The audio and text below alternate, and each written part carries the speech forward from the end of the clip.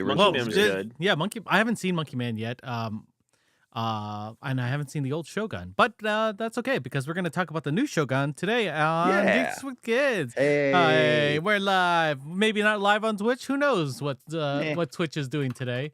But whatever. It'll show up eventually. That's what Twitch does. Um, anyway, we are gonna talk about the latest adaptations of James Clavell's um Asian saga, which is Shogun. It was on FX just a couple weeks ago, and it recently finished. Right, like the last couple weeks, it's finished. Maybe the last month. I can't even remember. I think it was like as A month early now. as last week. What It day is finished. it? It ended. Today is the 7th. It ended on April Or 6th. 23rd, so just like a April week or 23rd. two ago, which Yeah, is okay. crazy. Yeah. The TV show stars so many people, so many Yeah. people. Hiroyuki Can I list? Sanada is pretty much the main draw for That's at my least- guy right there. He was amazing. Mhm. And as the best Scorpion, yeah, damn right. Weirdly, yes. Anyway, like we do all the shows, let's see what's good. What's good with you guys? Let's go with Dave. Dave, what's good? Oh man, so many things. So many things. So many things. I think what I want to talk about is a little game called Marvel Crisis Protocol. Ooh. We're gonna get to X-Men '97 one of these days, which has been very good. 2 And, weeks. Of course, I'm We're gonna talk I'm about up in to 2 date weeks. on it. I'm up 'Cause- to date on it. So yeah, stay tuned for that. I can't wait to talk about that. But my good friend Rark, he paints minis. He's the person I play BattleTech with. He is also one of my D&D players. But yeah, he's been big into Marvel Crisis Protocol. He basically collects everything. So we played. I had 2 weeks off, give or take, and I was like, we should play. So I got my Marvel Knights list. So I had Daredevil leading the Defenders with Doctor Strange and Ghost Rider and Frank Castle, and Luke Cage. And I was like, oh, what a team. And then he decided he'd play a bunch of Hydra. But you don't have to play all one faction. Basically, you can kind of add other people. So he decided to basically take Hydra with Venom. That's awesome. It was really cool. Red Skull, very OP. Very OP, which is why I lost the game. But there was a cool moment where, so the way the game, it's a miniatures game, you paint your minis, and it's all objective based. So I kind of lured, Daredevil could just like pull people in, like kind of like Spider-Man with his baton. Yep. And he doesn't need line of sight because he's Daredevil. So I just kept pulling people towards him and then beating them up with like Luke Cage. And there's like two sides. So you take out someone's health. So I beat down Venom. And then before Venom got another turn, Ghost Rider drove across the battlefield with his motorcycle and penance stared Venom and sent him to hell. And I was just like, that's the coolest thing that could like ever happen. That's cool. Because penance it's the whole thing. It's the way the resources work in the game. But basically, the more energy, you build power on characters. When you get hit, you build power, so you can spend. It's a good economy in the game. And then I played X-Men after that, with Cyclops, Gambit, Magic, Colossus, and Iceman. And because he knows the game a lot better than me, he ended up winning again. He took Sentinels with Ultron and Doc Ock. And apparently Doc Ock has a giant laser beam that can just take out 3 people on your team in one go. So I lost Magic, Colossus, and Iceman for a round, and he absolutely annihilated me that game. That sounds awesome. But it's super fun. It's actually really simple for how engaging it is. There's just a lot going on because it's objective based. But yeah, he does a great job painting his minis. He's posted them in the His Discord minis plenty. are amazing. Yeah, he also plays Warhammer 30K, so he's painting everything. But yeah, that game's super fun. I highly suggest people go check it out if they like miniature games and they like Marvel. I was thinking about it, and then I looked at the prices, and I was like, "This is an expensive game to get into, and something I would want to get every single thing because they all look like they're good models too. They're really nice models. Actually, some of them are really annoying to build. Luckily, he just has them all. To be fair, I talked about BattleTech before, BattleTech Classic, BattleTech. What's the other one I played? Alpha Strike, which is a little more like large armies. Because Classic is like you take like 2 mechs and it takes 3 hours. Mhm. That game is fairly cheap to get into because that game you can just get like 4 models and that's like $15, and you could just play with that. But yeah, with Marvel Crisis Protocol, you know, Yeah. like 2 models does not build you a squad. You're supposed to have 10 models, Fuck. like 10 characters, and then you pay like whatever the scenario is, you like pick a point value. So, it's like, oh, there's scrolls in New York. Okay, well, that's like 17 or 20 points, and whoever rolls lower for like initiative, basically, so whoever's going to start the game, they get to pick. So it's all this balancing stuff because you're going to go second. You get to choose how many points the game is. So you can't be like, I'm going to take Magneto and Juggernaut because that's just too many points. Yeah. So you want you want a lot of models, but I then wonder. you have to have them. I wonder if did they sell like the 3D files so you could just print it yourself? No, Ah, man, that would be awesome. I think that's Atomic Mass Games. I might be wrong, but I think they're also the ones who do Shatterpoint. They are the ones that do Shatterpoint. You are correct. Shatterpoint plays very differently, though. These minis are amazing. Yep. Phenomenal. Yeah. The Amazing Spider, like there's like 5 different Spider-Man. Yeah. Look at the Kingpin one right now. Yeah. I love the detail. The Ultron one looks so good. The Ultrons. Like they also did Armada. They did Legion as well. And X-Wing, they did all of the fun Star Wars. Really? They Yeah. did X-Wing? Yeah. So I thought X-Wing's Fantasy Flight, and so is Armada. Did Oh. they make the models for them or something? Maybe it's on their Atomic Mass Oh, you know Games what? website. You know what? Those games were taken over. They like Fantasy Flight like pushed them off to someone else, I guess. So I guess they're there now. Oh man. Yeah. This Interesting. is the new episode today. We're just gonna The look miniature at them all. Which is cool because I would love to talk about. Oh man. All right, let's bring Mark on and talk about minis. What He used to stream and paint minis. It was great. He should. I would watch that. Yeah, it's awesome. Oh my god! Like and the like he does a great like comic book coloring Mm-hmm. whenever he shows things on there. I'm like, so cool, so cool. I want it. I want these now. Yeah, I've asked him for a long time. I'm like, I really need a Daredevil because Daredevil's my favorite. I'm like, I really, really need a Daredevil. Man, Because my shelf, I have all my favorite characters. I've got Batman, I've got Ezio, I've got Nightwing, I've got Diablo, I got 2 Deadpools and Solid Snake. I do not have a Daredevil on my shelf. What was on your? Who was in your Midnight Suns? X-Men? Yeah, no. Who's in your team? My first team was Defenders. Oh, so you can have for Defenders, you can either have Doctor Strange lead or you can have Daredevil lead. So of course Daredevil. Yeah, of course.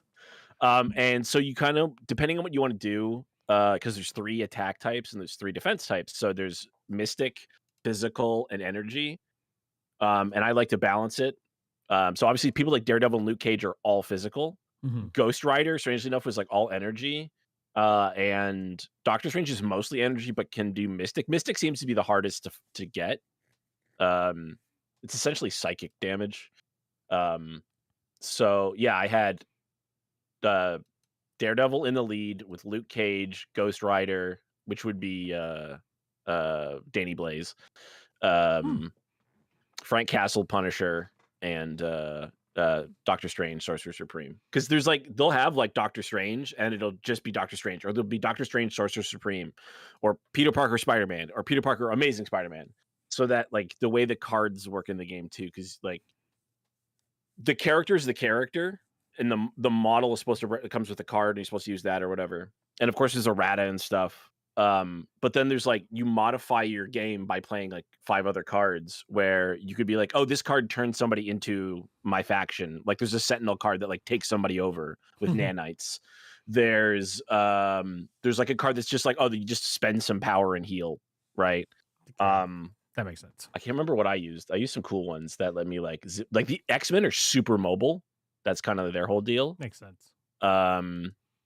Obviously there's a lot of teamwork there. The problem with the Defenders is they're all about just beating the crap out of whoever, which is so funny because they're the Defenders. But if you know the Defenders comics, they don't work well together. Is the whole point. They all want to be in charge. I'm looking They're at all the I'm looking at the starter sets right now, and they look they look really good. Hawk, Yeah. they're the big one is $150 and the smaller one is $99. price. But That's Canadian. no, this is US, I think. Oh God. So the smaller one comes with 1, 2, 3, 4, 5, 6, 7. Oh, the starter set's 10. enough to play a full game. 10 Yeah, it's- characters, and then That's yeah, that's Hydra versus Avengers, or This is That starter set? Because it's like there's a starter set with Captain America, this one has, Iron Man. yeah, this one has Captain America, Iron Man, Baron Zemo, Crossbones, Red Skull, Black Widow, Spider Man, Doc Ock, Captain Marvel, and Ultron. Ooh. Mhm. And then the other one has Red Skull, Crossbones, Baron Zemo, Ultron bots, Doc Ock, Spider Man, Captain America, Iron Man, Winter Soldier, Black Widow, Captain Marvel, and then another Captain Marvel. Weird. So some characters like Ultron or Red Skull will have grunts, basically. Mm. So Ultron has like Ultron bots, Yeah, and yeah. Red Yeah. Skull has Hydra goons. Oh, I can see them here. I can we see were the actually Ultron bots. we're really excited because Doom still hasn't been announced, but the Fantastic Four has been announced. Ooh. So it's like, give us Doom, because I think like you think Ultron would be a character you could play by himself with just a bunch of drones. Yeah, yeah. But you can't. That You seems just weird. can't. The way the game works, you just can't. You never play with that few models. So I'm like, oh my god, they just need Doom with like 4 Doom bots, and that's your list. Yeah. Yes. That'd be Oh. so cool. Well, now there's something new that I'm going to be looking at, which I don't need to spend more money on. But Well, I do believe it's available on Tabletop Simulator. but I want So them we in we here. could also play on Tabletop Sim. That is pretty cool. Not just like looking at the models, but I mean we could just play it because that's how Rark did plays Rark, it quite did often. Rark build like an actual play set, or was there like were there? He has a playmat. He has terrain. He has the terrain? Deadpool taco truck. That's cool. He recently because he has someone who dry brushes or airbrushes things. Mhm. So he has a Sentinel that's crashed through a building. I think it's a Roxxon gas station. That's awesome. He also has the Wolverine bunker, which he hasn't painted up yet, but it's like designed. It's like the Weapon X bunker where you can like Oh. put Sabretooth and Wolverine on it. So some of their terrain is also made for dioramas, which is kind of cool. Like there's a I Wakandan appreciate that. waterfall, I understand, but there's a Ooh. whole thing about that.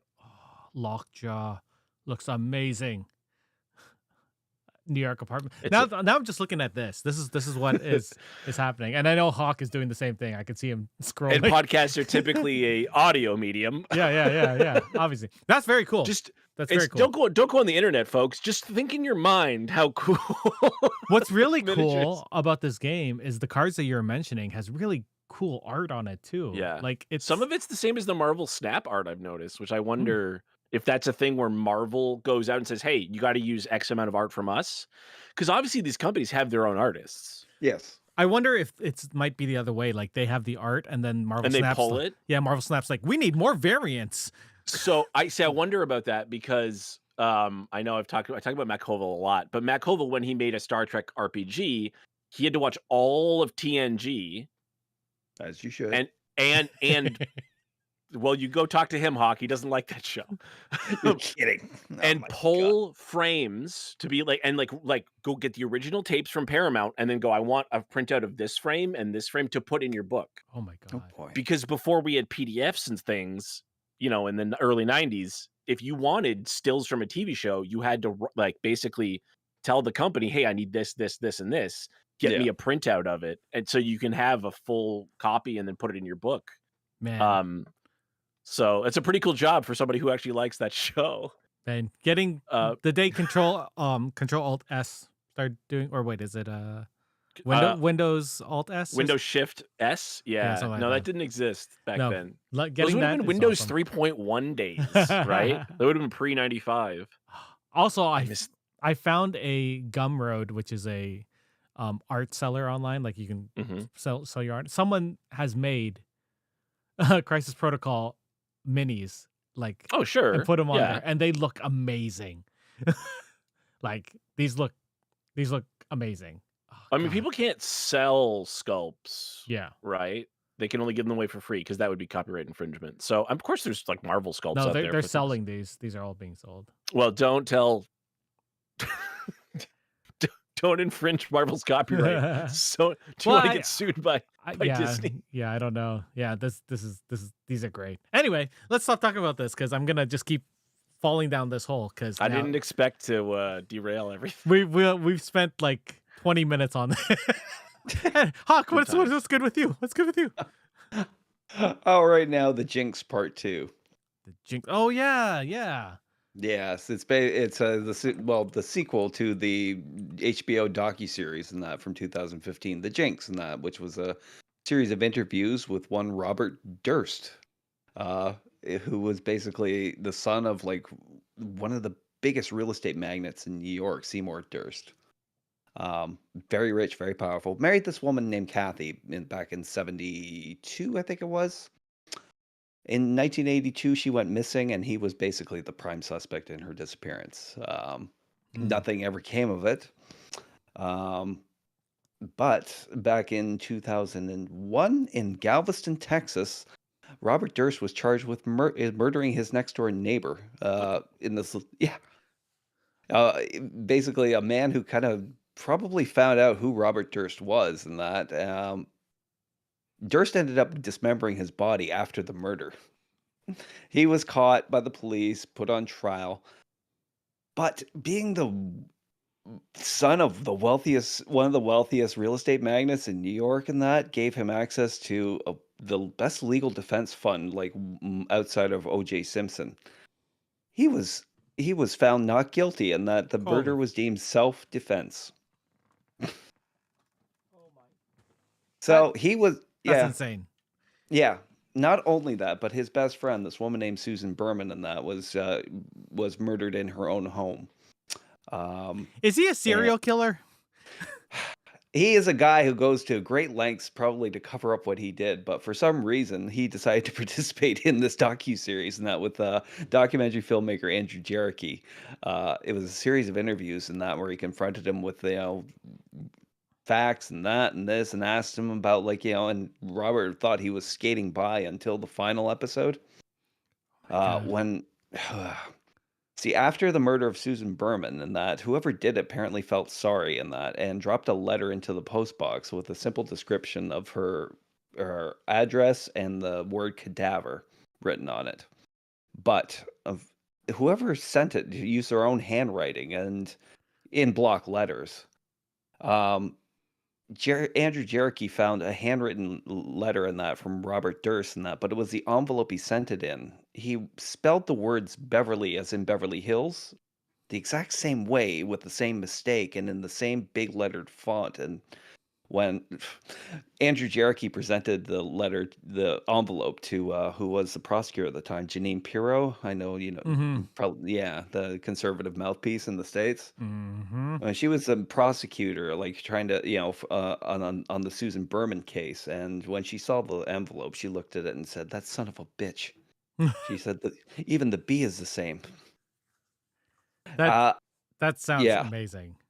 Well, anyways, this was all in the first one, and not to mention the fact that at the end of the series, and that I don't know why, but Durst walked into a bathroom while still being hot mic'd, a- and he was talking to himself in a mirror, and he said, "You killed all of them, didn't you?"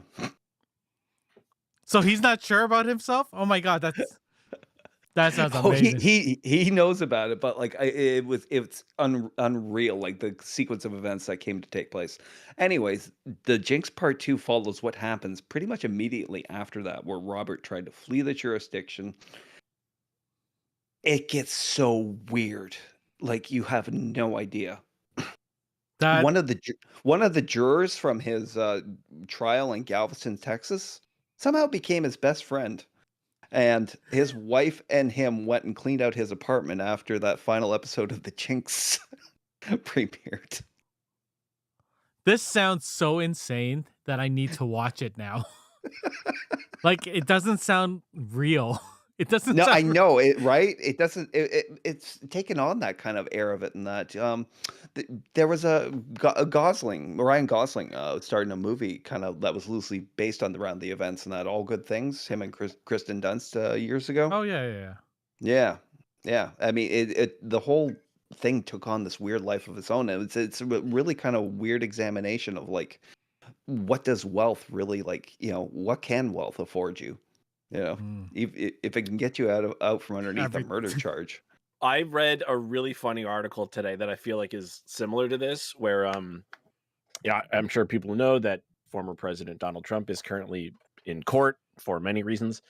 Um, and he was given his 10th warning where he was held in contempt. 10th for threatening people, threatening all kinds of reasons. And I'm Yep. just like, that's what that affords you. Yeah. Because if a normal person is held in contempt, they're usually fined and or sent to prison immediately. Yeah. Yeah. The And first time. after the 10th one, the Mhm. judge went, I really don't want to have to send you to prison. I really do. And you're like, what are you talking about? Like, he's literally threatened jurors. Yeah. But you see how logistically it's a nightmare to Yeah. send someone like him into a county jail Yeah. on that for a night and that because like A, he's a former president. Yeah. B, he's currently in the front runner of the Republican campaign and that. I don't understand. How do you do it? They're all worried assault on precinct 13 is going to happen, right? Mhm. Like, Yeah. Yeah. the original, not the remake. Uh-huh. The remake was okay. It was enjoyable. It wasn't what's his name? In that one? Fuck. The remake or the original? The remake. Oh, who was it? I Reality can't Bites remember. guy. What's his name? Oh, Ethan Hawke. Ethan Hawke. Isn't he in that? Is Yes, that he him? is. Yeah. Okay. Yes. Yeah. Why can't I get just one kiss? Anywho, that sounds awesome. It's on Crave, I assume, because it's Yeah, HBO. it's a HBO Max, whatever they call it themselves now, and that. But yeah, it's so worth checking out. How many episodes is it? Both of There them? was six episodes for the original series. Apparently 6 for this one. Okay, cool. Oh, so it's still Episode- going on, is what you're saying. Yeah, episode 3 just dropped last night. I haven't watched it yet. I'll probably be watching it after this. Are you sure you don't want to watch other things like Shin Godzilla or not? Godzilla Godzilla minus one. Oh, those I'll be watching. Yes, but it's getting on there. Do I Yeah, do I'd this be- as my what's good? Me selling these Helldivers minis. Well, I mean, it's no better time to promote them, is there? I started resin printing again because it got warmer, so I got to start resin. But that's not what's good because on Friday I got a biopsy, as you can see by the bruise on my neck. So that was fun. But because of that, I was like, I feel bad. I'm gonna buy myself something. So I bought this. It's not like what's good. I don't have whatever disease they're worried about. I bought an ornithopter. I bought an ornithopter, which is the Lego one. Weren't you just building something like 2 weeks ago as well? No, Because on Star Wars Day I built Tantive 4, but I didn't finish it. It's a little guy, which is my nice. Tantive 4 is in there, and there's a box behind me covered in papers, but it's not Lego. But today, because I had to finish watching Shogun, I ended up building a Lego bonsai tree, which is actually really cute. So, It's hard to do other things and watch Shogun. yeah. So I know. Yeah. Only during English parts did I get to go. And then the There's rest I was not just a like, lot of those. No. There's really not. And then you get to the last 3 episodes where it's all in Japanese. Oh, You're like, yeah. well, I guess I'm gonna just pause whenever so often. But yeah, So, where's that- the tree? oh yeah, 1 sec, I'll get it. You talk amongst yourself. What? He's going to talk about the tree. He's not going to show us the. Wow. What kind of show and tell is this? I don't know. His priorities are all out of whack. What's the Oh. masculine urge just to show people things? Look what I can do. Yeah, it's cute. It's like a little. Yeah.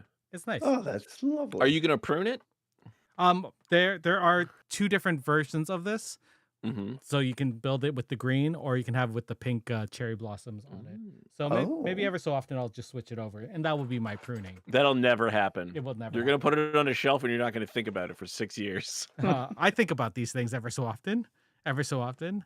This is Eric's Roman Empire. Mm. It's the Legos. Anyway, let's talk think- about Shogun. Yeah. FX's adaptations of the James Clavell series. It was released on, when was it? March 2nd? March. That's my guess. It was February 27th. Damn. So yeah, Close. on FX Well, in the States, 10 weeks in that, right? yeah, Disney Plus in Canada. Mm-hmm. Stars. Let's see. So many people. Hiroyuki Sanada, like I said earlier. Let's just talk about the main people. Yeah. Cosmo Jarvis as Blackthorn, Anna Sawai as Mariko, Tadanobu Asano as Kashigi. Kashigi. Yabushi. Yabanushi. Yeah. Oh my God, who else do I get to talk about? Well, Takahiro let's see. Hira as Ishido, Like those are the main people, really. Yeah, I would say so. And it was a 10-episode series, and people were calling it the Game of Thrones of FX. And I don't think that's an inappropriate label. It was very good, and it ended better than Game of Thrones. So, I'm happy. Not hard to do though. No, when you care about the ending, yeah. They Also, have an there is a ending. novel. Yeah, a full and novel. they didn't have, and George R. R. Martin. How long has it been since the show ended? We still haven't got another novel. Well, Dances with Dragons came out, I think, the same year as the first Dances with Dragons came out like 12 years ago. yeah, Because I know where I was working. I read that book on the bus. I remember getting that book and being like, "Oh yeah, sweet." By the time the last book comes out, we'll have the whole series. Yeah. Yeah. We didn't even get the next one. No. Let alone the last one. Oh man. This show, I don't even know who the showrunners were. I really should have looked this up earlier, but Hiroyuki Sanada is one of the producers. he was one of the producers. He's pushed this whole thing to be made. Yeah, he was a big fan of the book series growing up, so he was really instrumental in building this TV show. No one else really stands out from like the production side, which is crazy because of how well done it is. It's also crazy how much Vancouver looks like Japan, isn't it? It's from Vancouver. I did not know that. Yeah. Anyways, NBC. Rachel Kondo created the series for television. Oh, good. Yeah. Why is that not on my thing? Rachel, there it is. Kondo. Terrible research. Oh, on this my is part. like their first show as well, isn't it? Right? Like these people. Like she hadn't made anything before. That's insane to think of. Yeah, 'cause you're I think right. She was like Oh my lord. How do you net that? How do you do that? I don't She's a really, really good writer. She won like 3 writing things. She has like a Master of Fine Arts degree, and same with Justin Marks also helped create it, and he wrote Street Fighter: The Legend of Chun-Li, but he also The wrote Jungle Top Gun Book. Maverick, which is good. Well, weirdly, 2 of those things are based on existing properties, and Top Gun Maverick is, as I understand, based on Star Wars: New Hope. So you are correct on that. Very correct on that. It doesn't make it bad. You know what? Makes great adaptations. Because everyone loved the Street Fighter: Legend of Chun-Li. That's the one with Kristen Cruick. Yeah. I don't remember it, to be honest, and I did watch it, not in theaters, but I did watch it. You did. I mean, it maybe had a good cast. Anyway, very good cast. Oh god, this show, like, how do I even talk about how? So this is set during the 17th century feudal Japan, during the Edo period, during the creation of the Edo period, right? I believe that's right. And it follows a Dutch pilot, English pilot, Dutch English pilot. He's English. Yeah, but he's a Dutchman on an English, he's an Englishman on a Dutch ship. Yeah, because Erasmus was a famous Dutch painter and whatever, like other things. So that's the name of the boat they're on, is the Erasmus. Yeah, so it follows a English pilot piloting a Dutch boat who crashes in Japan, and through a series of events, he becomes associated with a regent. Lord? Okay. A regent, right? A very powerful lord and regent to this new council and that. To give some backstory to people in that. Go for it. The Taika has passed away, but the heir to his throne is much too young to take it. So a council of regents is set up to govern until the child reaches the age in which he can assume which is leadership. 16. Yeah, 16. And the child is 12 right now. Yes. Among these regents is one Lord Toranaga, in that, who is whose bloodline comes from a clan that a lot of the Japanese feared. The Minowara, not based on the Minamoto as far as history goes, but this clan was the last one to hold the Shogun reign, and it gives Toranaga basically is given kind of a claim to leadership because of this bloodline, and this is one of the things they feared. Not to mention which he is acquiring more lands and troops, and basically popularity in that. And it would be an easy thing for him if he ever decided he want to become the next shogun to lead Japan. Um, and this council of regents fears him for that, and is basically using the law to try and demand his forfeiture of lands, forfeiture of title, and eventually the forfeiture of his life. Uh, Three of the regents on this council have converted to Christianity, and we see what a big foothold that the Catholic Church has on Japan at this point. And it's important to note that the Portuguese have not shared the route The towards Japan. route. Yeah. So they have pretty much taken over this region. Taken over, I'll air quotes that because they are in a partnership, but to the rest of the world, Japan is theirs.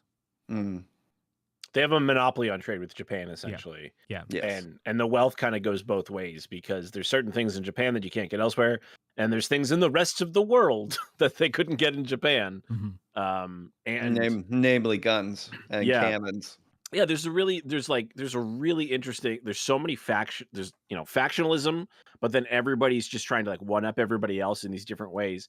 And of course, at this time, there are huge wars between Catholics and Protestants, right? Which is in some ways at the heart of the show, as much as it is that the Christianity is pushing out the Shinto religion in some. So there's hostilities between, you know, the native Japanese and people who are converting to Christianity, and there's hostility between Catholics and Protestants, and there's hostility between Protestants and the Japanese. Like everybody's like at each other's necks, and like a well-written show, nobody's like in the right. Everybody's just trying to do what's best for them.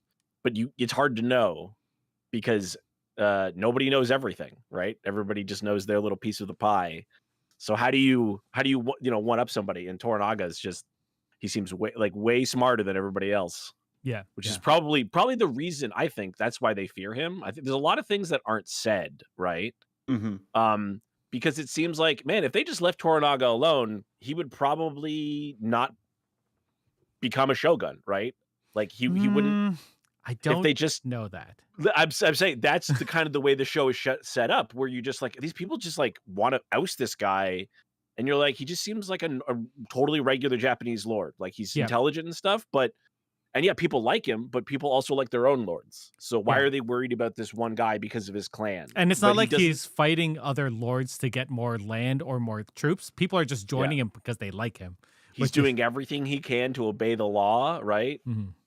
But he's just like, hey, chill. Like I don't want to fight. And you just get deeper and deeper into this hole. Be like the birds, just chill in the sky.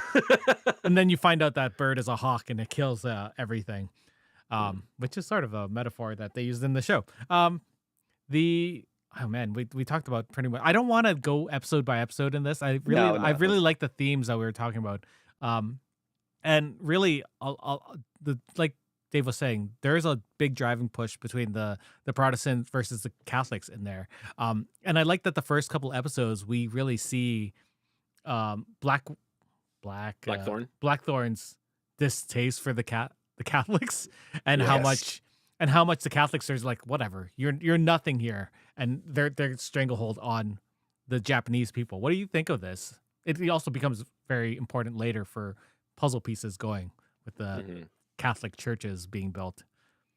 It's such an amazing element to the show in that, it's like, it's important to point out that, like, Blackthorn was almost fanatical in basically in wanting to find this. He drove his crew and, like, to the brink of death and that, based on a rough trajectory that he came across as to where, Japan could be found.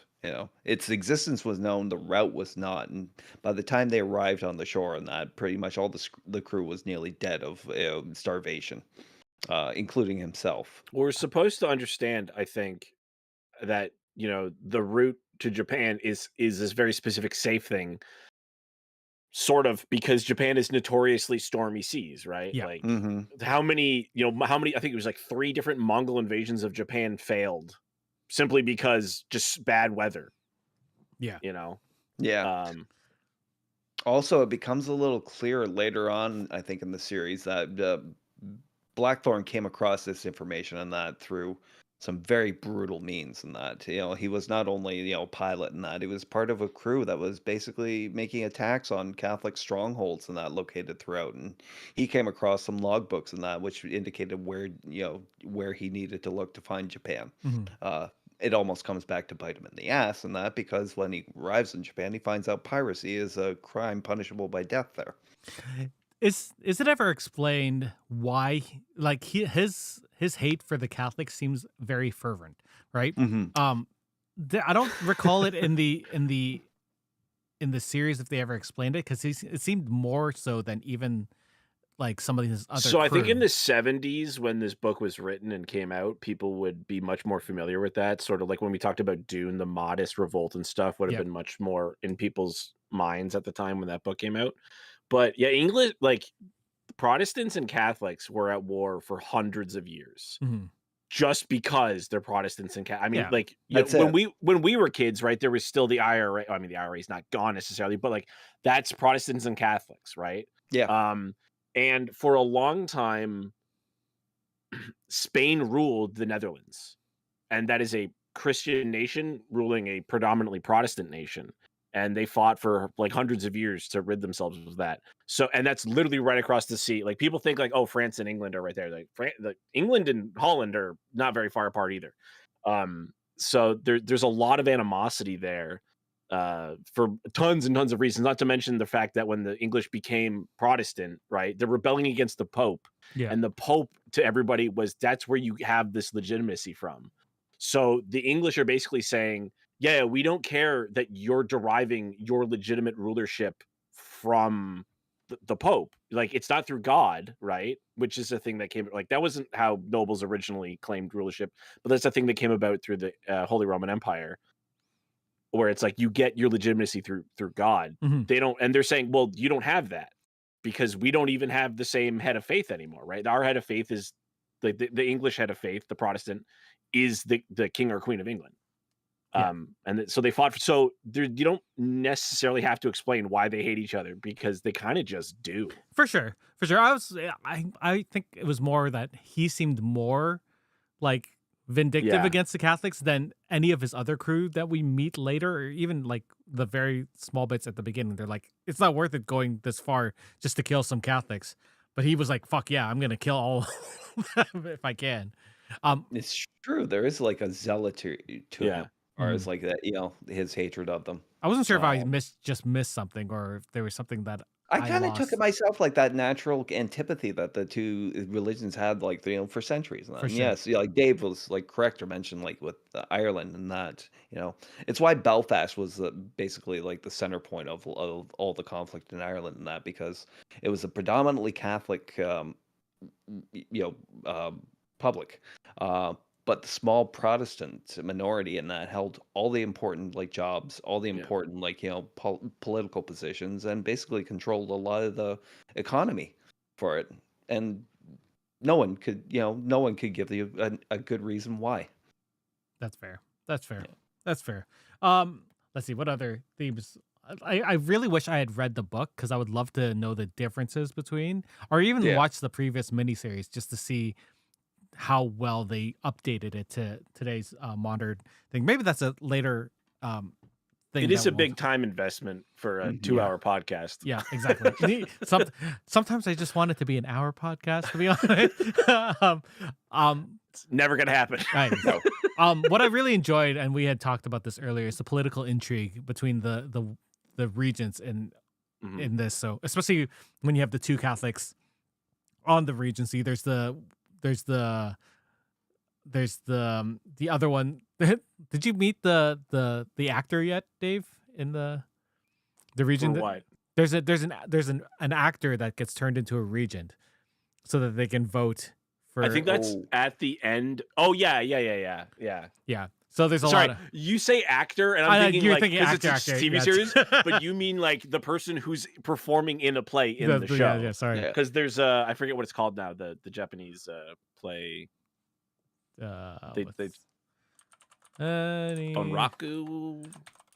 Tabuki Some or something? Tabuki, right? yeah. Yes. I even got it before I got to look it up. Yeah. Like I loved this is where the Game of Thrones thing really hit for me is that um, some of the best parts in this is seeing them trying to move pieces um, so that each of them would get more power, maybe get a little bit more money, or Hmm. for oh, what's his name? Who's the main Or baddie? Why can't I oh, think? Lord Ishido. Ishido, like him just taking over all of the other Hmm. regions. Like there's And some. doing it in such a way that basically they lived and, were in the noble house in Osaka and that, which was his territory. Um, and without realizing it, they became his hostages. Mhm. I didn't even realize that them bringing like that he had been hoarding royal family members at his castle just so that they can attack him. Like that is such Mhm. a smart thing. Like, oh my god, the So I think people also were so far removed from feudal systems, and mhm, Japan's feudal system worked different. Then every feudal system worked the same. We say feudalism, it's not all the same, right? It's not just kings and queens and stuff. But people can hold territory in like so. If so Osaka's the capital at this time, right? Edo is not yet built up. Edo's yep, going to get built up, and that's going to become Tokyo. Um, so Osaka's the capital, but just because you're like, let's say you're the emperor, the taika, right?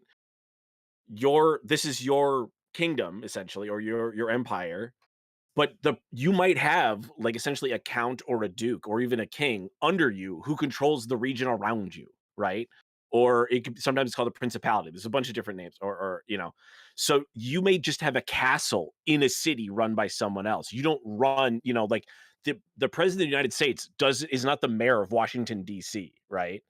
So it's weird things like that. So there's opportunities where it's like, no, you got to come through my territory to see this person. So they're just like, great, I'll just take you and you and you, and then just put them in here. And once you're there, you're a hostage.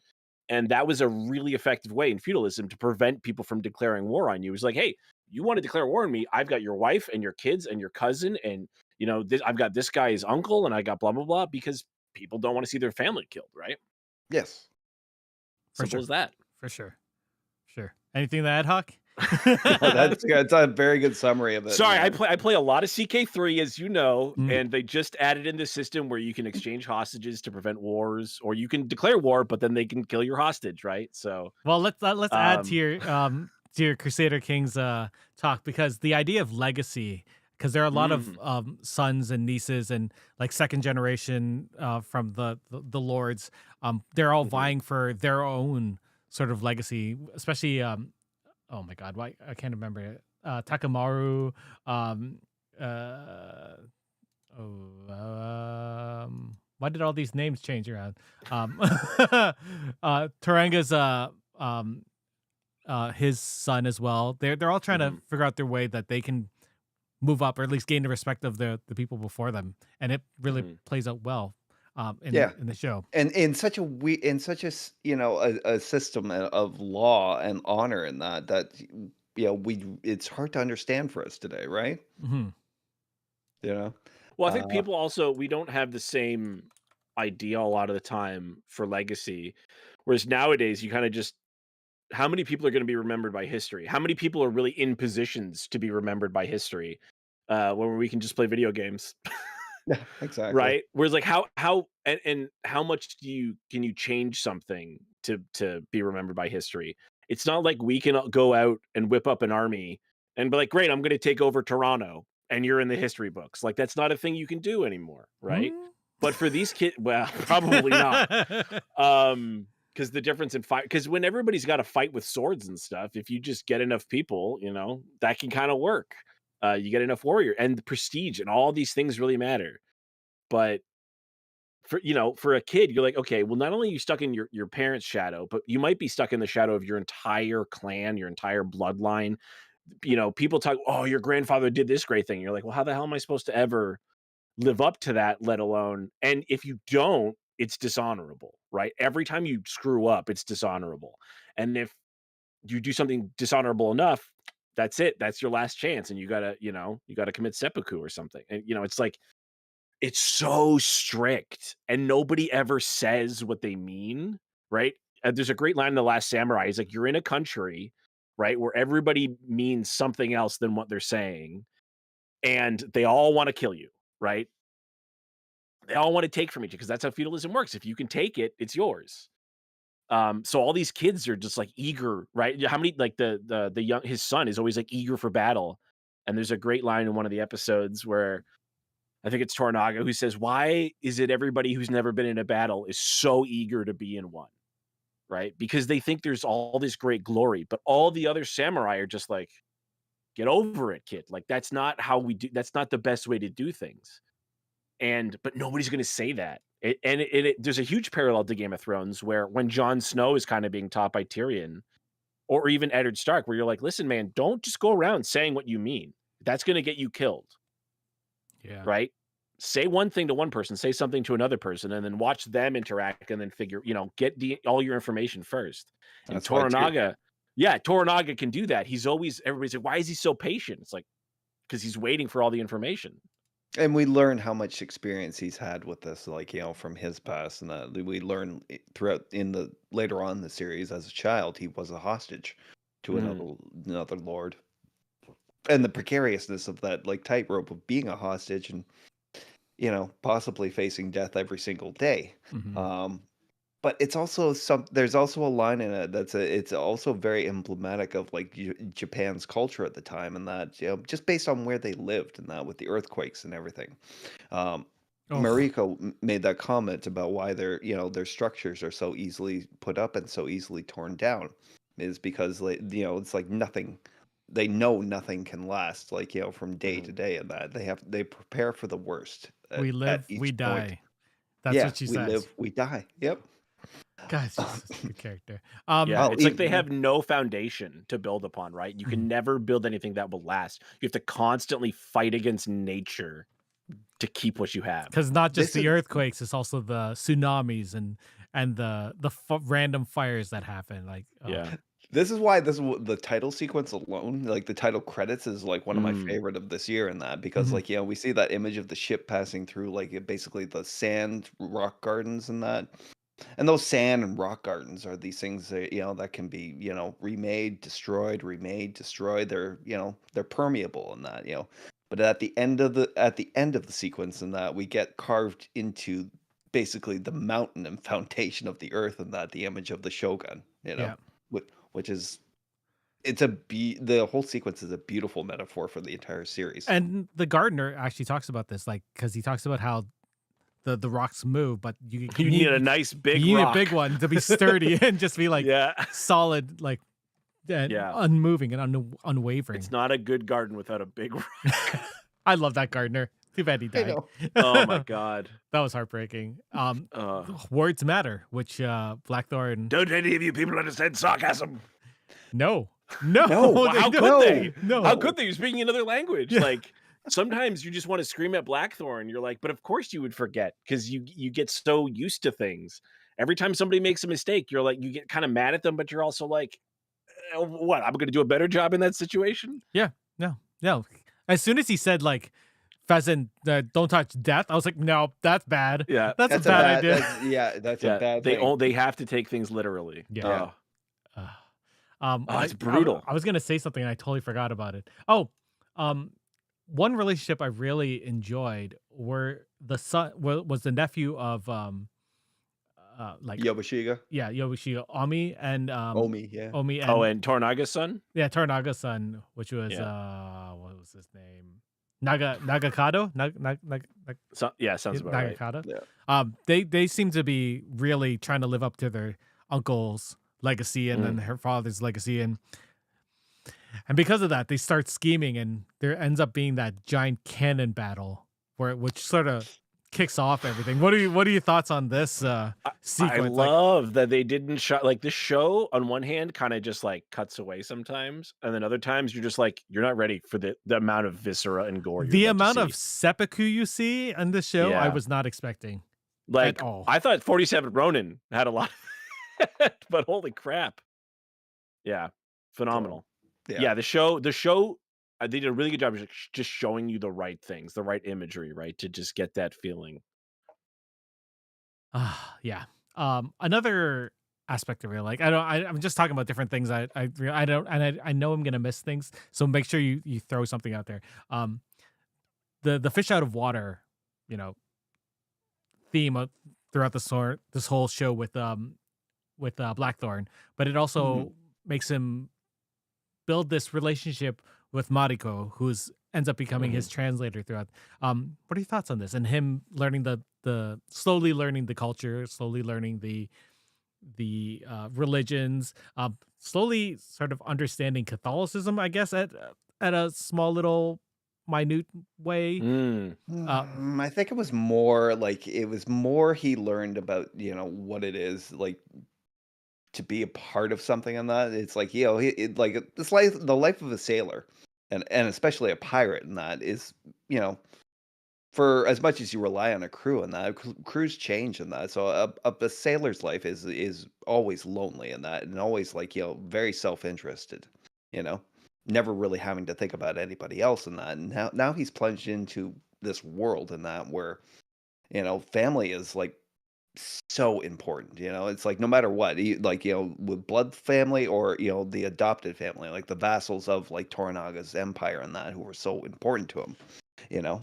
Um, I he's think ne- it's important to mention that he actually talks about how he actually goes away from his own family just because of that life at sea, like the horizon that keeps beckoning to him. yeah, Hmm. yeah, the Odyssey, right? Yeah.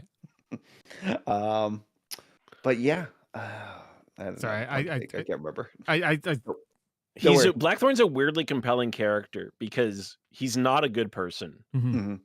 and you No, do see a lot of things. You see a lot of things through his eyes. And I've said many times, I'm really sick of like sort of siding with assholes. Like I'm tired of the Jamie Lannisters, characters and Peacemaker and all that crap. Like I'm just sick of. Oh no, they screwed up real bad, The but we'll anti-hero make type it up. thing. They'll make it up later. Um, because they don't own it the same way. Like Wolverine's a character who he's like he just owns it. He's like, yeah, I'm bad. mhm. What are you Mhm. gonna do about it?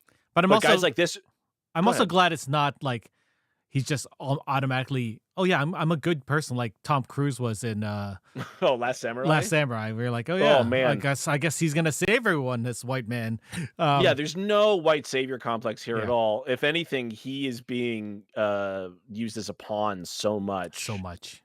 Yeah, But you also, I mean, especially the first episode, you feel so bad for him because, like, I as much know. as he's not attached to his crew, it like when he's with that crew, it's his crew. Mhm. And he's Yeah. not happy about all these terrible things that are happening. And I actually, well, the one episode I just finished where the one guy's like, "I bet you wish it was you in that pot, huh?" After everything that's happened. Yeah. That's why I love that guy so much. I love that character. He just says the dumb, like the worst things to people. Why am I even talking to you? You don't You can't understand me. understand. But yeah, Blackthorn is somewhat sympathetic just because you're like, what do you do? You're at the whims of all these things. And unlike the Japanese, like there's this huge dichotomy that I think maybe some of us are uniquely, qualified to understand, growing up as a Catholic, like in Japan, it's like, oh, you did something wrong. Don't worry. You just kill yourself, you get some honor back, right? And I'm sure a lot of millennials nowadays feel there's some like, fortunately we've all probably had friends who have, passed away that way. It's a thing that happens in real life. Mhm. And it's some people feel like that's sort of a way out. And in Japan, in a lot of ways it is. But to a Catholic and a Protestant, it's not, right? Mhm. That's an instant trip to hell for like forever. So this whole he's like, as much as he resigns himself sometimes to be like, oh my God, I'd rather just die. He's like, oh, but I can't. Yeah.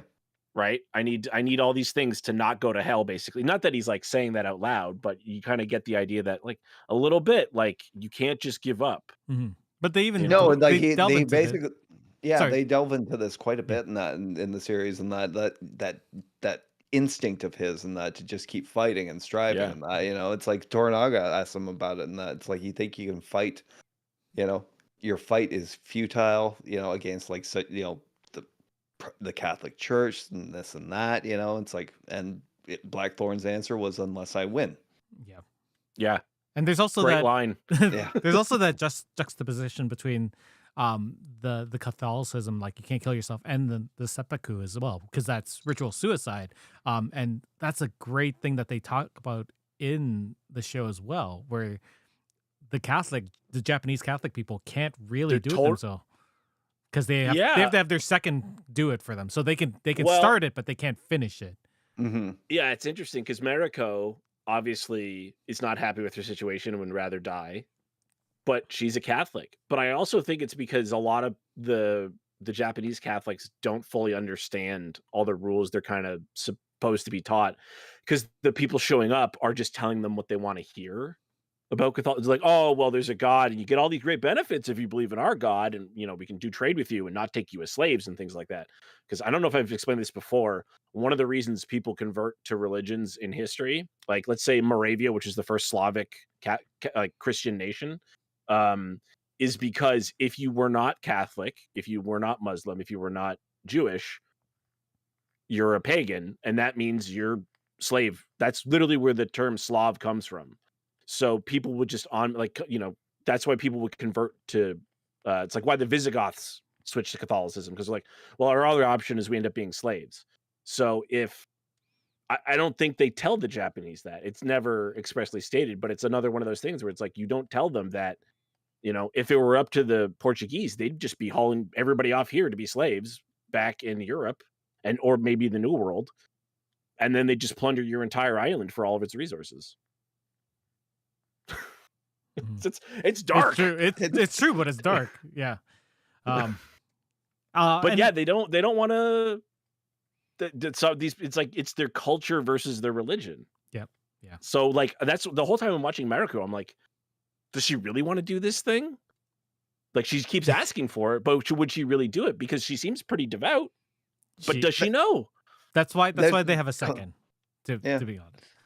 that kind of conflict and duality and that seems to exist on quite a few levels in the show, and that like Mariko herself and that, it's like, nobody really talks about like, but the reason she craves death and that, it's like you find out in her family history and that her father murdered his lord and that, who was kind of like, the Mad King Ares and that at that point and that, but at the same time, it's like what he did was enough to basically warrant the execution of his entire bloodline, And that's why which he she would, married off Mariko, so that she would be away and yeah. finish the job, I guess is what Finish the fight. yeah. No, it's Let them like I fight. think he basically married off to Buntaro, and that he must have known Buntaro would never have asked her to, would have demanded that she stayed alive, and that before he did it, Buntaro's right? got to be like, well, first of all, he's probably the biggest badass on the show. Mm. Yep. just I don't know. Toranaga's pretty in a different Oh, way, sorry, though. in a in different a way. different way, Yeah. yes, Yeah. Buntaro and that, Like it's like, Buntaro is like the Doomslayer. Yeah, fair. Like they're the only thing they fear is him. But it's also like he's incredibly loyal, right? Mhm. Which is sort of expected. But he does his duties. So you're like, oh, that's why he would put her with him, because he's just going to do what his lord says. And considering how smart Mariko is, I got to that episode and I'm like, wow, she'd have known that. She'd have been playing Buntaro this whole time probably. But she Yeah. didn't know. She didn't get that. He And so instead you have, where the story is. and what's heartbreaking about him is that there's a T sequence later that shows how much he actually cares for her, and she Yeah. just doesn't, like, it's not reciprocated.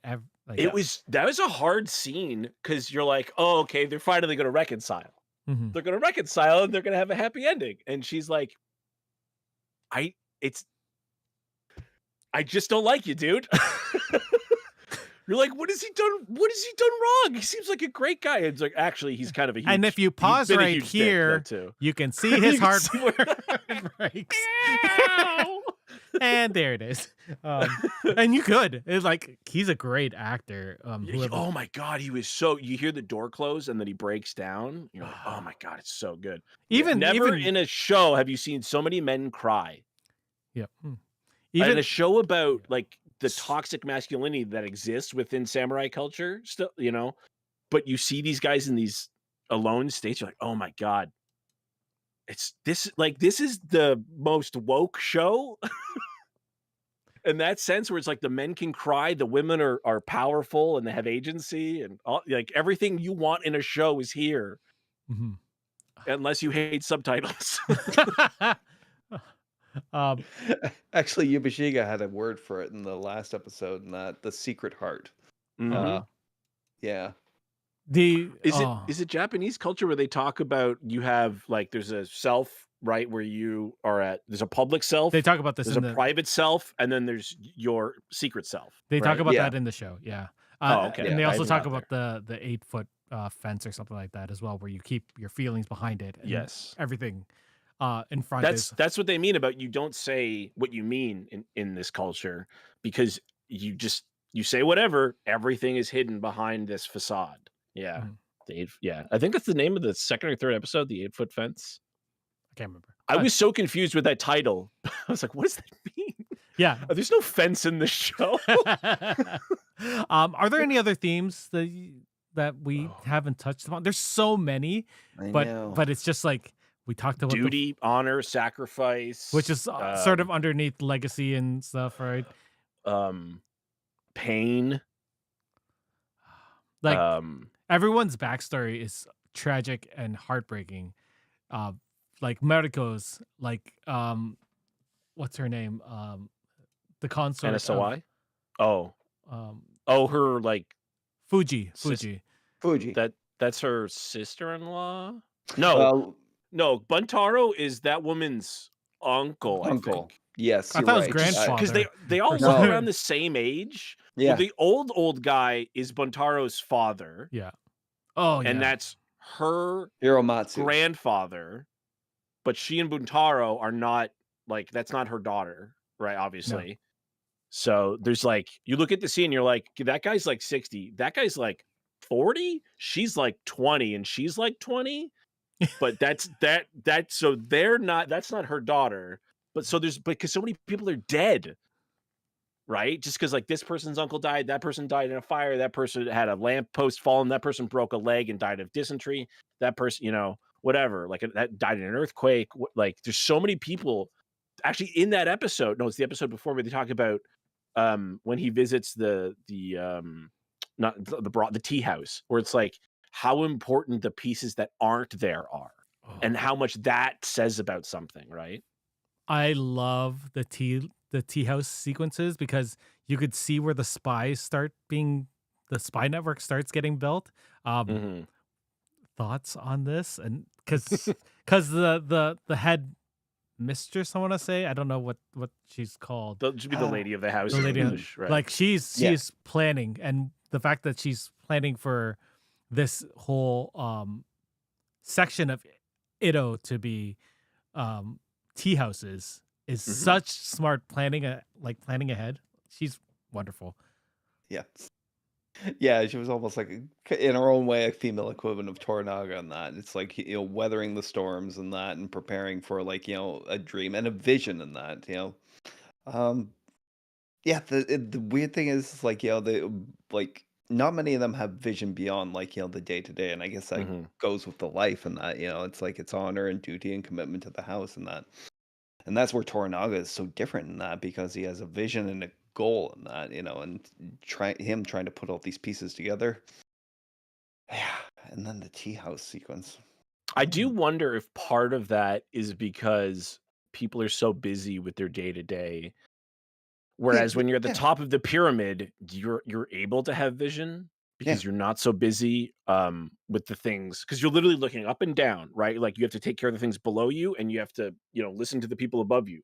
Whereas no one's technically above Toranaga, so he's literally standing on top of the mountain and he's able to make all these plans. And in her own way, I wish I could remember her name now. But in her own way, she kind of gets to do that because who does she really answer to? Like, it's the first time she's met Toranaga. So it's her, or I guess it's Yabugashigi, like his fief, or his city, yes. or The whatever you want to call fishing, it. the Yeah, the fishing village. village. So Yeah, like maybe she deals with him from time to time, but realistically, you're like, let's just let them do their thing. So she's afforded this position of being able to think ahead. Um, and that's really cool because I remember didn't we just watch Blue Eye Samurai like last year? That was Yeah. a couple months That ago. had tons of was it? Yeah. yeah, Like that had so many scenes, and like there was a huge brothel fight too in that Mhm. city. Like there was tons of stuff, and they're always depicted as very intelligent women, right? As they are, because they are educated. Mhm. and having all these secrets and having all these plans within plans. And this is the only one where you're like, oh, she's trying to do something rather than just like protect her thing. She's got bigger ideas, Yeah. right? I find you very rarely see that, and I don't know. I feel like that might be a new addition because, as I understand, James Clavell did not write a lot about women. Oh, I'm not sure. No. The good thing about playing Rise of Ronin right now is that there are big sequences with these tea houses and Edo Mhm. as well. So it's cool to see it's Like the end result. the end results of this this planning period.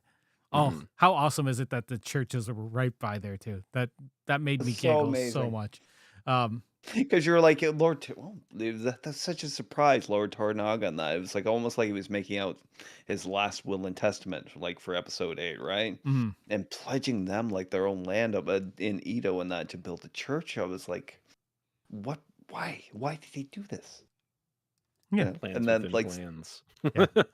plans Just within adding plans, it. Yeah, and just the insult, yeah, to it. It was just amazing. amazing. Let's talk about this is set during a very specific period, and the production did an amazing job Mhm. building this immersive world. What did you think of the set design, the sound design, everything that was went into building 17th century Japan? It all looked great, right? Lived in like a Mhm. realized world, not nothing flashy in that, but at the same time, sometimes you was just kind of struck by like how beautiful things were in that. Like The episode costumes in particular. episode 9, like Mariko's sash and like that white and the red and that against her and that and the way it made her stood out like in the council chamber. Yeah. Yeah, the little flashes like that, and plus, like, it's amazing to know that, like, this was all filmed in Vancouver. Yeah. The the the small distinctions between the different um levels of you know what am I trying Class. class, just in the style of costumes and the different Mhm. layers, and then maybe the intricate detailing on each of Mhm. those.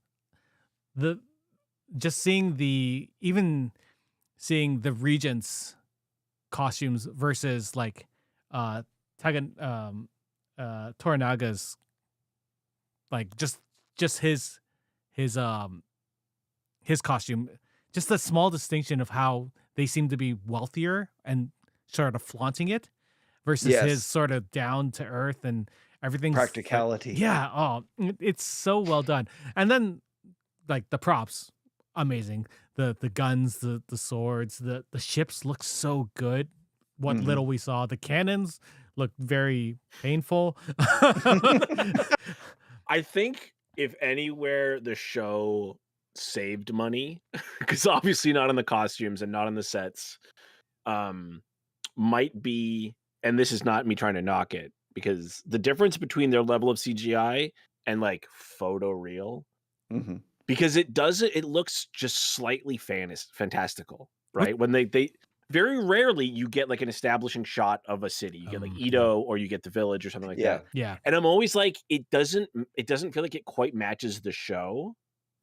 Mhm. It's like there's like a slight filter on it, Yeah. Yeah. The right? first time you see Osaka, yeah, I saw I that. was just like, I'm like, it looks good, but it doesn't look real. And I don't know if that's because it might be because it looks too real, which is something that happens sometimes because they go, well, there should be a lot of smoke or there should be a lot of this. And then you look at it and it looks in a way that doesn't feel natural because we live in the modern era.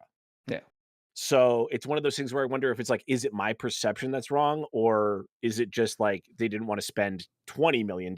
They only wanted to spend $10 million, on this. But it There's still also looks yeah. phenomenal. There's also Yeah. things where like you see an establishing shot of a city that you know, and just being like, this is how big it was and this is how it looked back then. So Mm, it sort of goes against what you think in your brain. I think mhm. Cordo Crew talks about this in one of their um oh, I think they're talking about The Mummy, where they're like, this is what it looked like, but it just doesn't register in your brain, right? Because you're like, Mhm. how could it be like this at this time? Yeah. Also, it seems a little incongruous with the nature of the show in that, which is, it seems to be a lot.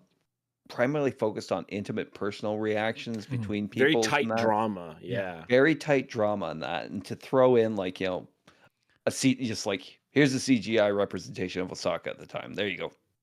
I Yeah. did wonder that watching the show, being like, should these be here? Yeah. Like, it almost, because like, does it add anything? But I was watching something recently, and I'm like, why do they keep having these pauses? And I was like, because if they didn't, it would be moving too fast. It Mhm. would be too much. You'd go, this thing is way too packed. Like, there's not enough breaks in this beat. So I think that's all it is. It's just like, well, what are we going to put in this beat, right? What are Mm. we going to sit with the Mm. camera pointing at a wall? No, And well, I think the first shot, the Osaka the wide city shot, was meant to show how sophisticated mm, Japan was at the time, because Yeah. America was talking to Blackwell before Blackthorn. He was saying, and he was like, "These people are all barbarians," and she was saying, "Well, you see Osaka for the first time, and you tell, and yeah. you'll That's see." true. You almost need it because he was still of that mindset. The S word gets thrown around tons by him. Savages and Yeah. that. Mm. He couldn't conceive of them being so organized that they would have a vast city complex. You Mhm. know, he had only seen fishing villages and tear down huts and that at this time. I mean, the Um, whole Pacific, a lot of it would have looked like that, right? Would just be small because the islands were so small. You get to a big island like Japan, right? All the outskirts, yeah, of course, it's fishing villages, and then you get into the interior, and you're like, oh, there's a kingdom here. yes, this is ancient. Yes. Yeah.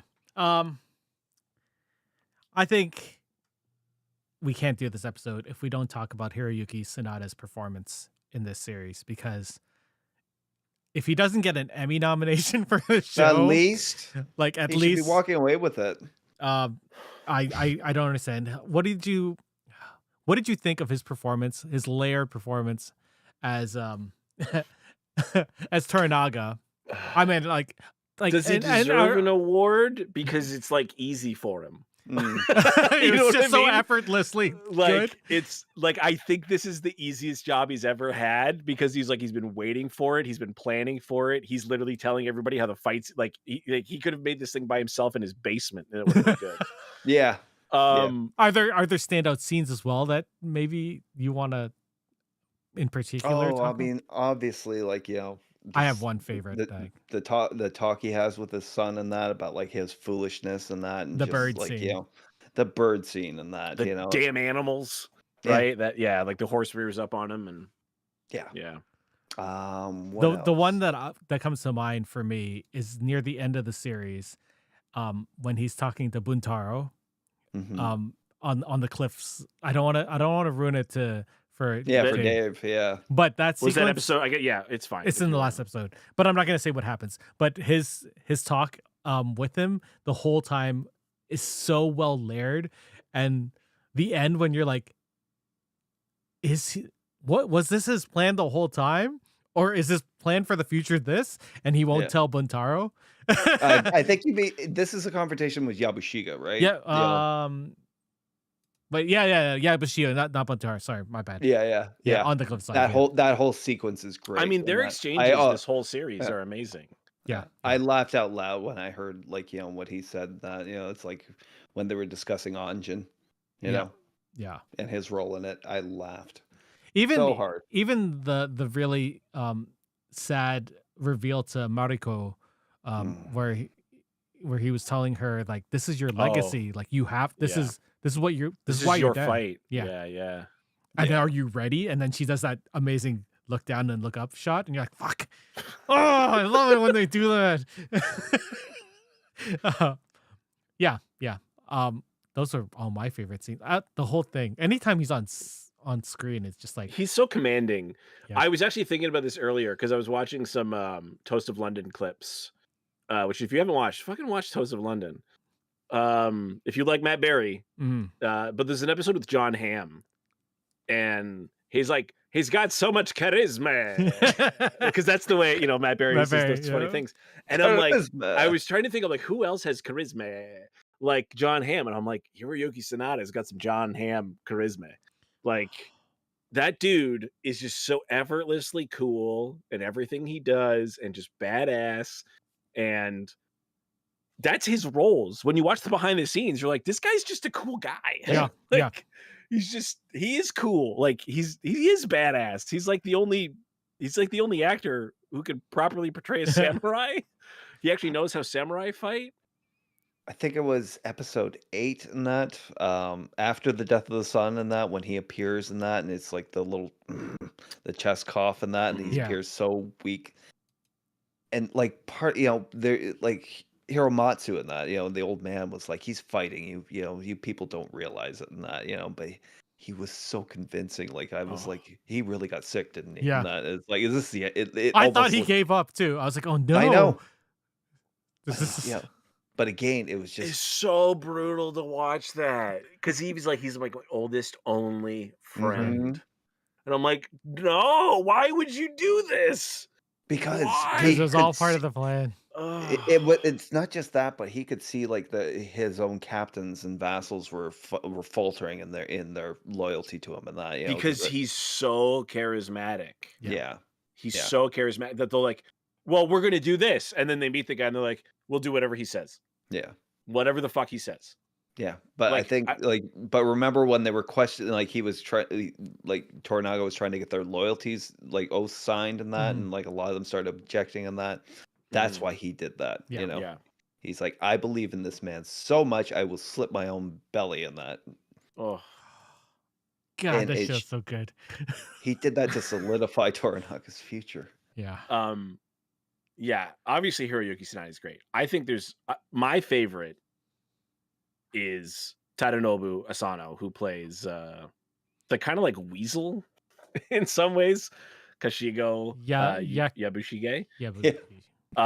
He was Raiden, by the way, in Mortal Kombat. So he and Hiroyuki Sanada should have worked together before, but I remember seeing an interview where he's like, oh, I get to work with Hiroyuki Sanada. And I'm like, how did they not meet? How did Raiden and Scorpion not meet? They didn't. In Mortal Kombat, guys, they didn't. But they didn't even get to meet on like the set. But he's so good because he's like the only one who kind of gets to make jokes. Mm-hmm. And he's very charismatic.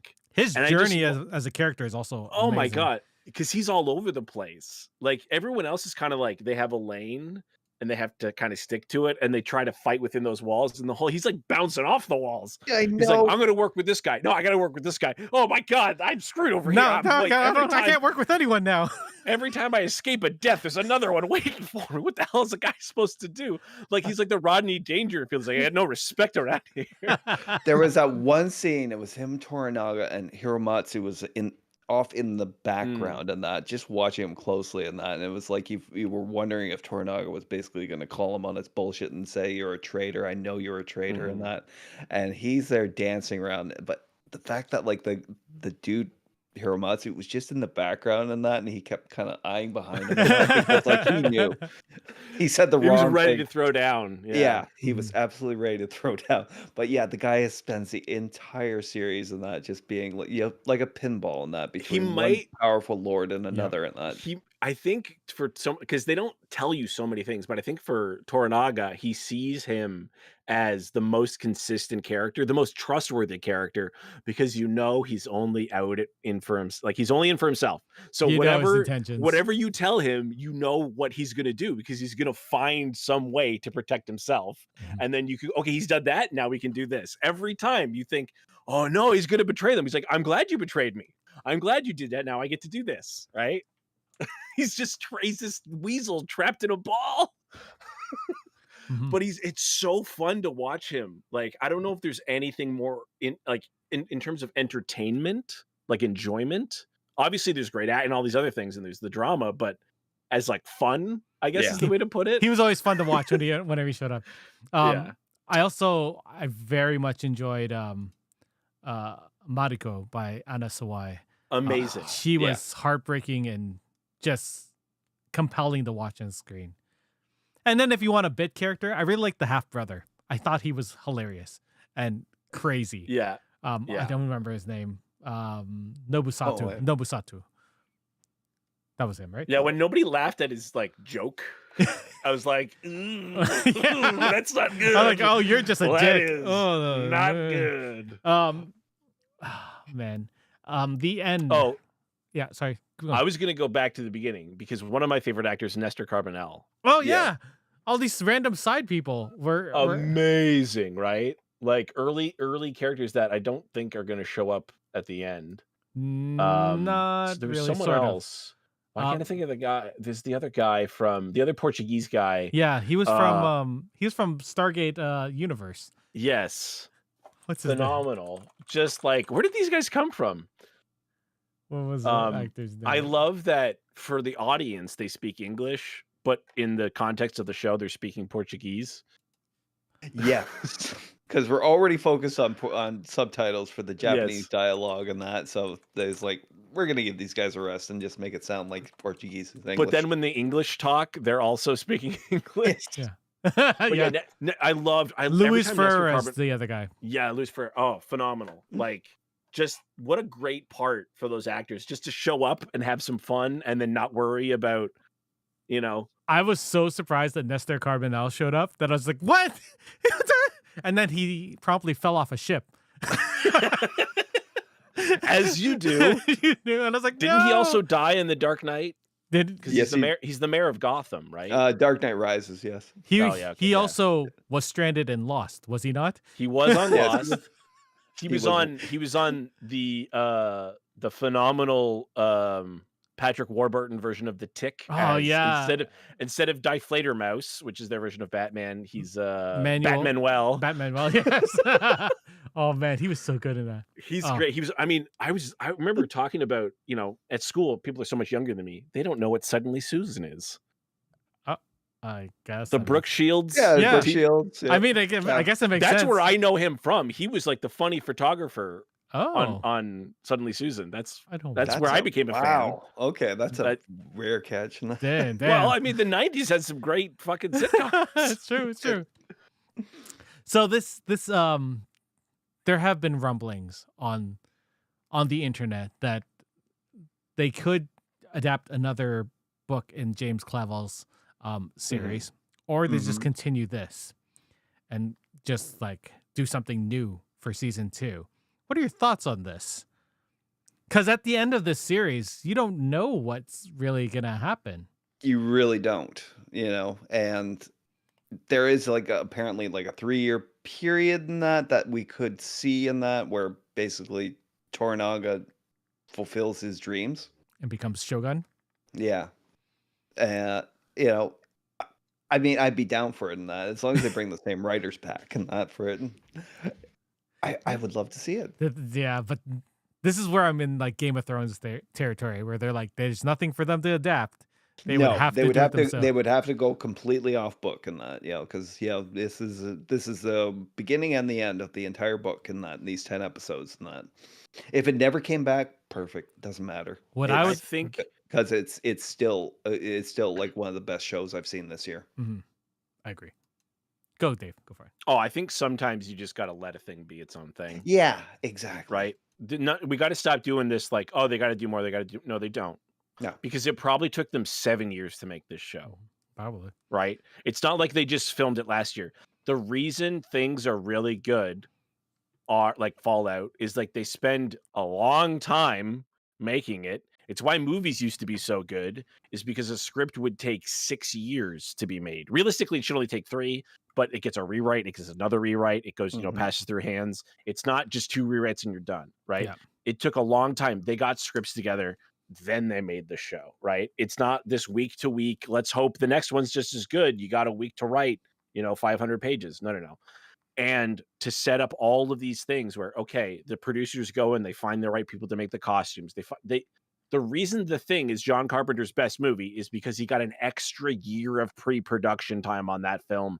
And it shows by a long, you compare all of his other movies. You're like, The Thing is just weird standout where everything's 100% better. So when you go, let's have another season. Okay, let's wait 7 years. We'll wait 7 years because otherwise you're not going to get something this good.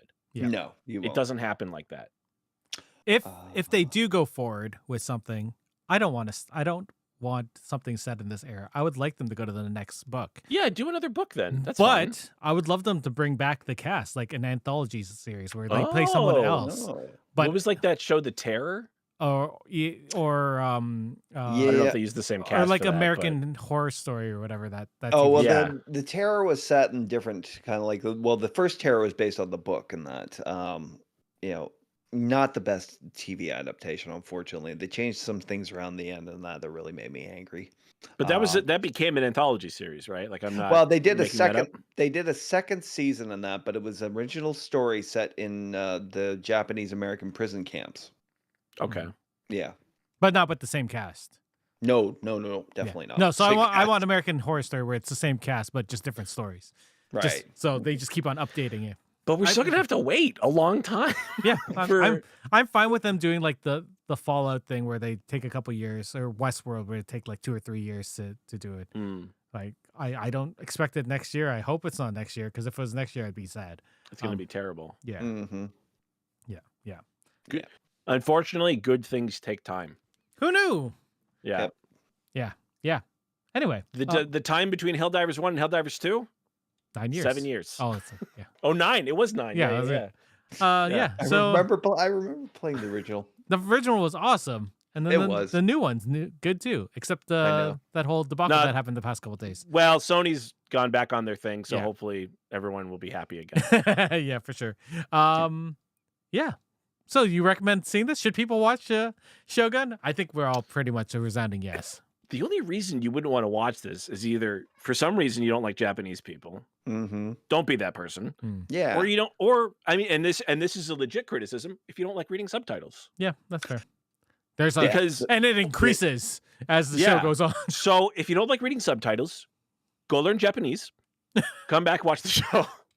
Or listen to the audio description. I think they narrate if that it's might audio work. description. Yeah. That might work. See, this was the other point I wanted to raise in that the reasons, we don't typically get a lot of things this good now and that is because of the second screen effect that we were talking Mhm. about. Mhm. A friend of ours. Yeah, you can't be on your phone. I tried to play Marvel I Snap, know. and I have to keep going. Oh wait! That's an important sentence, Yeah. No, but I this have to was- read it. This show requires your full attention in that. If you're willing to give it in that, you're going to come away with an amazing layered, complex story Does- of Yep. What? So I was thinking about this today as I was watching and reading and not doing anything else. While reading the screen. Does this show make it more immersive that you're reading subtitles, or can we do something like Warrior where they start speaking in another language and then sort of do a camera thing where they switch to English, where you know that they're talking a different language, but you're understanding it as English. Yeah, no, it's like with this, I think it's advantageous for them to not to include subtitles in that because one of the central components of it is that it's people from different aspects of life and that in different countries and that trying to communicate and understand each other and that it's like making it easier just to draw more people and that kind of takes away from that subtle hint of beauty that in order to truly understand somebody and that you're really going to have to give them their your full attention. For sure. Good Yeah, on that. yes. Yeah. Good. Yes. So I'm gonna try and get my Rise of Ronin review up in the next couple days so that it can. Yeah, stop playing Stellar Blade. That's my game to play. Yeah. I really You started playing it. I stopped playing it. I really like. Because you started. I really like Stellar Blade. Except that it has a lot of issues that I have with these types of games, like giant turning radius, and every time I have to do a jump puzzle, it makes me cringe. Fucking so Oh. much. Eric's just bad. Eric's just bad at these games. No, there was a time I was walking down and like He's just a, bad. a walkway Just thing, get good like me. and I had to turn, and the person just jumped right off, and I was like, "What the fuck? Come on!" Eric's just bad. It's true. It's possible. It's possible. It is possible. I don't know. I think you're ahead of me. I think you. I'm almost done the game, so Oh, okay. Well, yeah, you're definitely ahead of me. yeah. Anyway, we'll have all of that stuff up soon. We're gonna come back in 2 weeks and talk about X-Men, because it'll be Na-na-na-na-na. And it'll be done. It might not be on a Monday. I think we might actually just do it on the Wednesday when the last episode comes out, so that we can just cry. Because apparently 8, 9, and 10 are the most intense episodes of this season, and we already saw 5. Hawk doesn't know what we're talking about, so we'll leave it at that. All right. Yeah. Thank you guys for coming and talking about Shogun. Thank you all out there for listening. We'll see you guys soon. Goodbye. Arigato gozaimasu. Well, that's it for us this week on Geeks with Kids. If you want to get a hold of us, you can send us an email at podcast@geekswithkids.ca. And don't forget to like us on Facebook at facebook.com/geekswithkids. Follow us on Twitter at geekswithkidscn. Check out our pics on Instagram at geekswithkids. And you can find all of this good stuff on our website at www.geekswithkids.ca. So if you like what you hear, why don't you hit that subscribe button and leave us a comment. This podcast can be found on iTunes, Spotify, Google Play, Stitcher, YouTube, and your favorite podcasting app. Thanks again for listening, and we'll see you next time.